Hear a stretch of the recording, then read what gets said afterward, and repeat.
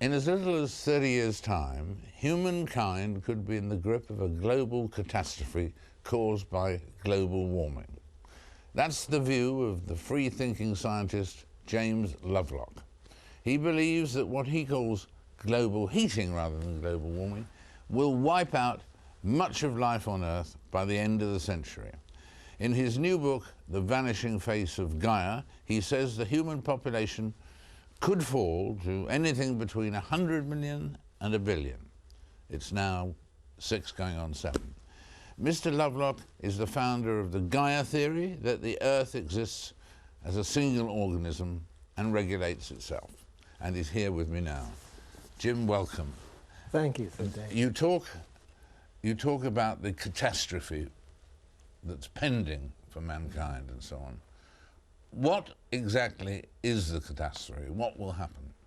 Mostly the 4 horsemen: famine, plague, war. I've forgotten what the 4th one is. Perhaps you can remind me. Not immediately. Mostly the 4 horsemen. Yes. And so people will die suddenly or gradually? It'll vary. In some places they'll die miserably and slowly, in others it'll be killed in a war or in a catastrophe, like a sudden flood. And places like Bangladesh, for example, are so low-lying that as sea level rises steadily, there'll be a tropical typhoon come in that'll lift water onto it and kill an awful lot of people. And the numbers that are going to be killed are literally in the billions? I'm afraid so. 5 or 6 billion?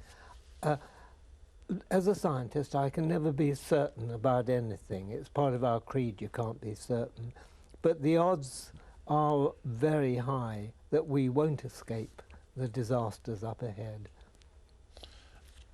That's key, isn't it? Because the optimist, not a cockeyed optimist, but the optimist would say that humankind, it's always late in coming to terms with dangers and problems, but it gets there in the end. Right. I mean, could humankind avert this catastrophe?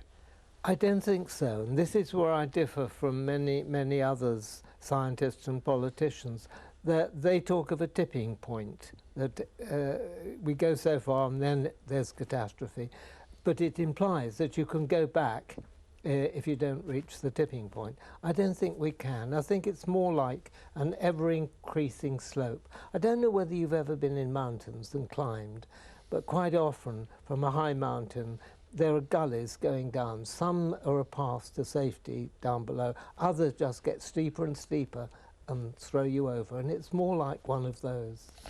Yes, because you've got the IPCC who come to a lot of the same figures and so on, but they diverge completely from you in the sense of the scale of the catastrophe, don't they, really?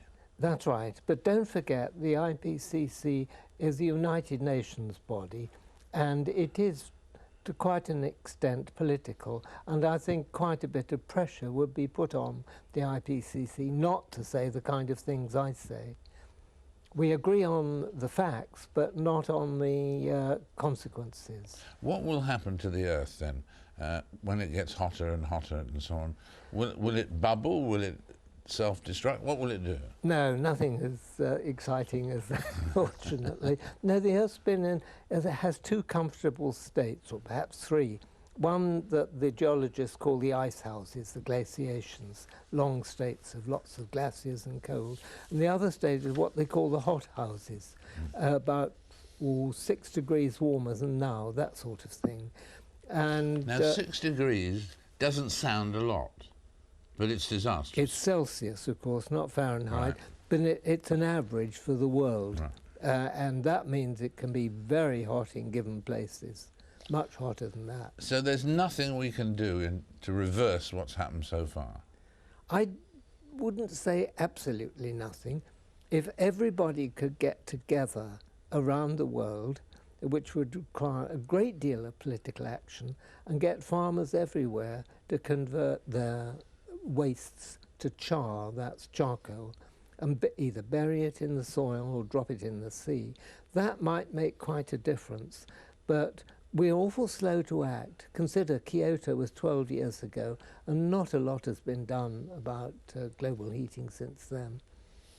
No, no, indeed it hasn't. And so, I mean, there's no action to reverse what's happened now. Is there any action to stop its ongoing destructiveness? Well, my view is our duty is to survive. You see, it's not going to be totally fatal. There'll be quite a lot of us survive. And our descendants have got to inherit a worthwhile place. Like these islands, for example, are going to be horribly overcrowded. So are lots of other places in the world.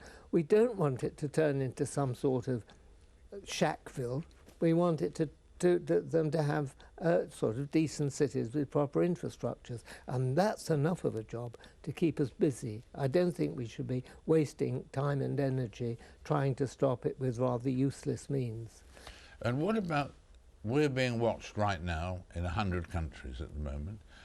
Are different countries going to suffer less or more? Are there areas that are really doomed and others that are not? No, you've hit the nail on the head there. We, for example, will be very lucky. These islands' climate won't change much at all. It'll still be wet and not too hot. Europe will be miserable. The way to look at Europe is the Sahara will move up steadily. It's already into southern Spain and southern Italy, and it's steadily moving up and turning the land to scrub and desert. But we'll stay green and wet as we've always been. People grumble like blazes about the weather, but it's one of the best in the world. Other islands, like Japan, New Zealand, won't suffer as much as the continent. So it's on the continents where the trouble will mainly be. But where it's high up, as in Africa and parts of Asia, then it'll stay cool because just of the altitude. And everything then will depend on how much rain they get, whether there's enough for crops to grow.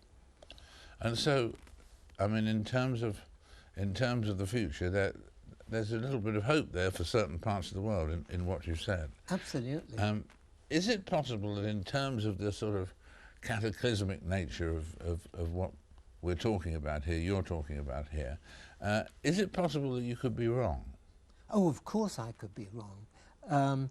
As I said, that's the scientist's creed. Yeah. And ordinarily scientists, when they make a mistake, learn from it and build away from it. But of course this is too serious a matter. One ought to do one's best to be right. And I really base what I've said in that book on the agreement there is with my own view of the thing and the IPCC. I'm using the world's best climate scientists to base an awful lot of what I say. But your conclusions are different to theirs. Exactly. Gloomier and... That's right. And in fact, in the dust jacket of the book here, it describes what you write about, and then at the end it says, this is his, that's you, this is his final warning.